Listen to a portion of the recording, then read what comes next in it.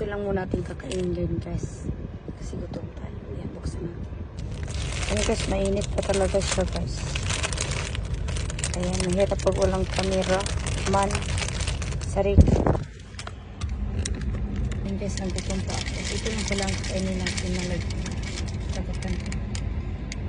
Yan. Nikuman. Siopaw sa Pilipinas.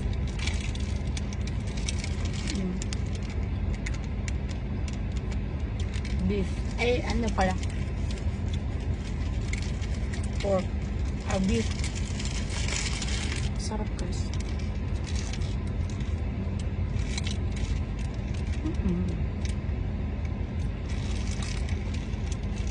Nandito ko sa 7-Eleven.